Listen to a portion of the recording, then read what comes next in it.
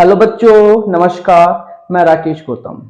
बच्चों, आज के लेक्चर में हम लोग बात करेंगे लघु बीजाणु जनन, जो कि क्लास 12th का फर्स्ट चैप्टर है। ठीक है, आज हम किसके बारे में बात करने वाले हैं? लघु बीजाणु जनन। इधर इसको मैं लिख देता हूं, लघु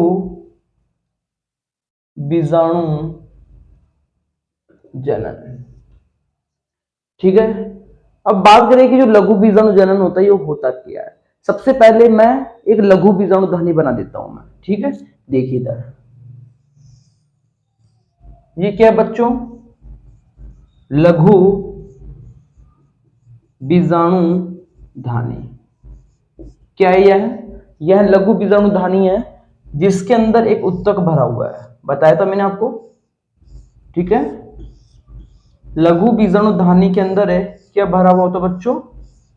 एक उत्तक भरा हुआ होता है। दिख रहा होगा। इस उत्तक को क्या कहेंगे? बीजाणु जन उत्तक। क्या कहेंगे इसे? बीजाणु जन उत्तक कहते हैं। और आपको पता है कि जो उत्तक होता है यह कोशिकाओं से मिलकर बना होता है। तो यहां पर आपको दिख रही होगी कि इस उत्तक में बहुत सारी कोशिकाएं भरी हुई है। दिख है ना? ये सारी की सारी क्या बच्चों, इसमें कोशिकाएं पड़ी हुई है। बहुत सारी कोशिकाएं इसमें पाई जाती है। इन कोशिकाओं को क्या कहेंगे? लघु बीजाणु मात्र कोशिका, जिसे पराग मात्र कोशिका भी कहते हैं। और ये कोशिका भी कैसी होती है बच्चों? 2n होती है। कैसी होती है? 2n होती है। सबसे पहले मैं क्या करता हूं कि यहां पर जो ये एक लघु बीजाणु मात्र कोशिका है, मैं इसको बाहर निकाल लेता हूं।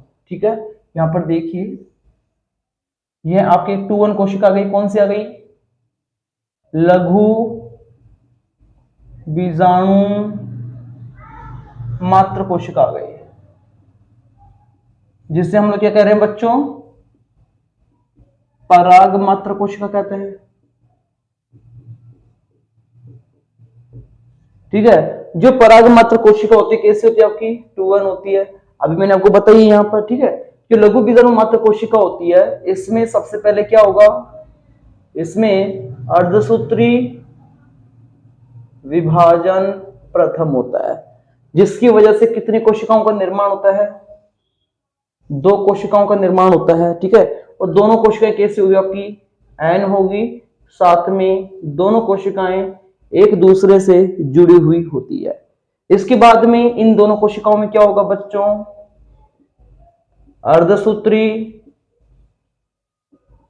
विभाजन द्वितीय। क्या होगा इसमें? इन दोनों कोशिकाओं में क्या होगा? अर्धसूत्री विभाजन द्वितीय होगा, जिसकी वजह से कुल 4 कोशिकाओं का निर्माण होता है। कितनी कोशिकाओं का निर्माण होगा बच्चों? 4 कोशिकाओं का निर्माण होगा। और चारों कोशिकाएं कैसी होती है? अगुणित होती है। कैसी होती है? अगुणित होती है। और चारों कोशिकाएं अलग अलग नहीं होती है बच्चों, एक दूसरे के द्वारा जुड़ी होती है। एक दूसरे से जुड़ी होती है, एक परत के द्वारा जुड़ी होती है, जिसे हम लोग केलोज परत कहते हैं। क्या कहेंगे? केलोज परत कहते हैं। केलोज परत के द्वारा चारों कोशिकाएं एक दूसरे से जुड़ी हुई होती है, जिसकी वजह से क्या बनता है बच्चों? लघु बीजाणु चतुष्क। क्या बनता है? जिसकी वजह से लघु बीजाणु चतुष्क का निर्माण होता है। ध्यान रखना, यहां पर जो चारों कोशिकाएं बनी हैं, इन कोशिकाओं को क्या कहेंगे? लघु बीजाणु कहते हैं। क्या कहते हैं इसे? लघु बीजाणु कहते हैं। और लघु बीजाणु कैसा होता है आपका? n होता है। ठीक है, आगे चलकर जो केलोज परत होती है, यह एक केलेज एंजाइम होता है। कौन सा? एक केलेज एंजाइम होता है। यह केलेज एंजाइम इस केलोज परत को तोड़ देता है, जिसकी वजह से चारों के चारों लघु बीजाणु एक दूसरे से अलग अलग हो जाते हैं, तथा ये लघु बीजाणु आगे चलकर पराग कण का निर्माण करते हैं। क्या बनाएंगे बच्चों? पराग कण का निर्माण करते हैं। तो आपको एक बात समझ में आई होगी कि किस तरीके से लघु बीजाणु मात्र कोशिका अर्धसूत्री विभाजन के द्वारा लघु बीजाणुओं का निर्माण करती है।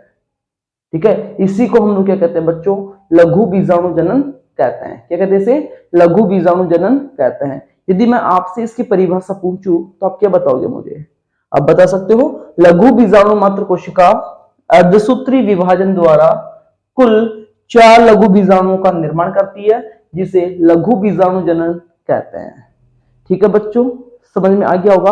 एक बार मैं वापस से इसको समझा देता हूं। मैंने क्या बताया? मेरे पास में लघु बीजाणु धानी है। लघु बीजाणु धानी में एक उत्तक भरा हुआ होता है, जिसे हम बीजाणुजन उत्तक कहते हैं। बीजाणुजन उत्तक एक लघु बीजाणु मात्र कोशिका या फिर पराग मात्र कोशिका से मिलकर बना होता है। मैंने क्या किया, एक लघु बीजाणु मात्र कोशिका को मैंने बाहर निकाल लिया। इस लघु बीजाणु मात्र कोशिका में अर्धसूत्री विभाजन प्रथम होता है, जिसकी वजह से 2 अगुणित कोशिकाओं का निर्माण होता है। दोनों अगुणित कोशिकाएं एक दूसरे से जुड़ी हुई होती है।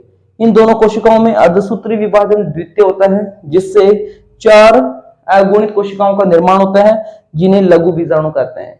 ये चारों लघु बीजाणु एक दूसरे से केलोस परत के द्वारा जुड़े होते हैं, जिससे लघु बीजाणु चतुष्क का निर्माण होता है।